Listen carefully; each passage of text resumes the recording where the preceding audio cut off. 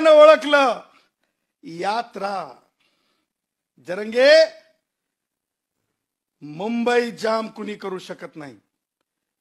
आर्थिक राजधानीला वेठीस धरला जाऊ शकत नाही जरंगे.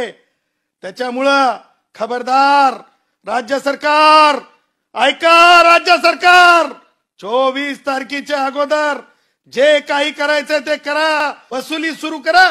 सगळे ठिकाणावर येतील, माथा ठिकाणावर येईल, टाळ ठिकाणावर येईल. डंके के चोट पण म्हणतात नाही. मी डंके, यार तुझी डंका पण नाही, तुझी चोट पण नाही. मी कधी अरे तुरे बोलत नाही कुणाला, कारण ते माझे संस्कार नाहीत. तू वारंवार आमच्या समाजाची बदनामी करतोस. तुम्ही ते बोक्यावानी चष्मे घालता, त्यांना म्हणा तुमचे चष्मे अगोदर आम्ही फोडून टाकले. तुम्ही मुंबईमध्ये येऊन दाखवा. मुळात मी आज जे बोलू शकते इथे, तर डॉक्टर बाबासाहेब आंबेडकर यांच्या संविधानाने दिलेल्या अधिकारामुळेच मी बोलू शकते इथे. आणि मला आज अभिमानास्पद एक गोष्ट वाटते की प्रकाशदादा आंबेडकरांसारखा हुशार वकील, निष्णात माणूस, अभ्यासक ह्यांनी आम्हाला मराठा आरक्षणाला पाठिंबा दिला. हे त्यांचे मी मनापासून आभार मानते. उलट हा समाजसुद्धा आमच्या पाठीशी आहे. आता मी सदावर्तेंवर येते. सदावर्ते, तुम्ही एक वकील आहात. स्वतःचे प्रोफेशनल इथिक्स विसरला असाल कदाचित. तुमची बोलण्याची पद्धत कशी, तुम्ही बोलतात हा हा ही करून बोलतात. तुम्ही जे म्हणतात ना, डंके के चोट पण म्हणतात नाही. मी डंके, यार तुझी डंका पण नाही, तुझी चोट पण नाही. मी कधी अरे तुरे बोलत नाही कुणाला, कारण ते माझे संस्कार नाहीत. पण तुम्ही वारंवार आमच्या समाजाची बदनामी करतोस. आमच्या समाजाला आरक्षण भेटणार नाही असं बोलतोस. आता मी सांगतोय तुला की 24 डिसेंबरला तू जे म्हणतोयस की मराठा समाज तिथं पोहोचणार नाही, मराठा समाजाला तिथं राज्यकर्त्यांना म्हणतो की मराठा समाजाला आरक्षण देऊ नका किंवा त्यांना पोहोचू देऊ नका, तुम्ही काहीतरी करा. तुला काय करायचं रे बाबा? जे संविधानिक पदावर बसलेले आहेत ना, ते आम्हाला आरक्षण देण्याचा अधिकार त्यांना आहे. तुला बोलण्याचा अधिकार नाही. जिथं प्रकाशदादा आंबेडकरांसारखा महान माणूस सांगतोय की मराठ्यांना आरक्षण द्या, तर तू मूग घेऊन तू चूप बसायला हवा. आता इथून पुढे तुम्ही बोलायलाच नकोय. आम्ही काही त्यांचं पण आरक्षण घेत नाही, आम्ही कोणालाच काही म्हणत नाही. आम्हाला आमचं जे संविधानिक आरक्षण आहे ते आम्हाला तुम्ही द्यावं. कसं द्यायचं काय द्यायचं आम्ही तेवढे नाही. कसं द्यायचं काय द्यायचं सरकारला माहिती. त्यांच्याकडे निष्णात वकील आहे, त्यांच्याकडे निष्णात अभ्यासक आहे.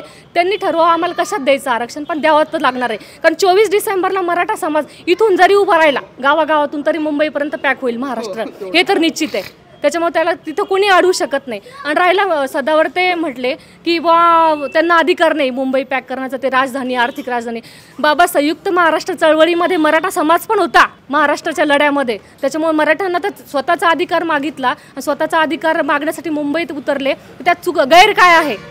तर सदावर्त्यांना एकच सांगेल की तुझ्यासारख्या व्यक्तींनी समाजामध्ये तेढ निर्माण करू नये. आज पण बहुजन समाज आमच्या पाठीशी आहे आणि प्रकाशदादांसारखा एवढा मोठा माणूस खंबीरपणे भाऊ म्हणून आमच्या पाठीशी उभा आहे. याच्यानंतर सदावर्ते तू नाही बोलला तरी चालेल, शांत बस बाबा.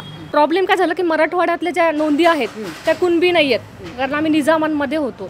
ते त्या जरी कुणबी सरसकट दिल्या गेल्या तरी पण बराचसा प्रश्न मिटू शकतो. मला तर खरंच वाटतंय की राज्यकर्ते असो, विरोधक असो, हे सगळेच गोल घुमवत आहे मराठा समाजाला. आज पण ते गृहीतच धरता असंच वाटतंय मला मराठा समाजाला, की दाखवतात की आमचा सगळ्यांचा पाठिंबा आहे, आमचा काही विरोध नाही आहे. मग विरोध कुणाच्या बापाचा आहे? अर्थ घोडं कुठे?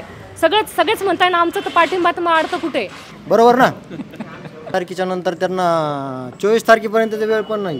त्याच्या अगोदर सगळ्या गोष्टी क्लिअर होत्या आपल्याला. कारण की ऑलरेडी पूर्ण तयारी झालेली आहे सांगायचं जर म्हटलं तर. फक्त मला ते मेन जे आहेत आता जे उड्या हाणाले 2-4 जण, त्यांना एकच मला क्लिअर करायचं आहे. तुम्ही ते बोक्यावानी चष्मे घालता, बरोबर ना. त्यांना म्हणा तुमचे चष्मे अगोदरच आम्ही फोडून टाकलेले. परत आम्हाला ती वेळ येऊ देऊ नका. तुम्हाला आम्ही फक्त संदेश दिलेले साधे. ती जर संदेश आम्हाला जर परत द्यायला लावले, तुम्ही आम्हाला परत खेळवायला लागले.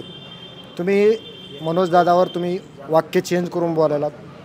तुम्ही डायरेक्टली आम्हाला काय म्हणता की तुम्ही मुंबईमध्ये येऊन दाखवा, मनोज दादाला तुम्ही अटक करा. हे तुम्हाला कोणी सांगितलं? तुम्हाला कोणी सांगितलं? तुम्ही न्यायालयामध्ये बसलेले आहेत, तुम्ही वकील आहात, तुम्हाला हे शोभत नाही आहे. माझं एकच सांगणं आहे त्यांना की तुमच्या लेवलला तुम्ही राहा. मराठा समाजाला उलटा तुम्ही सपोर्ट करा आरक्षणाच्या बाबतीत. आम्ही तुम्हाला सपोर्ट करू.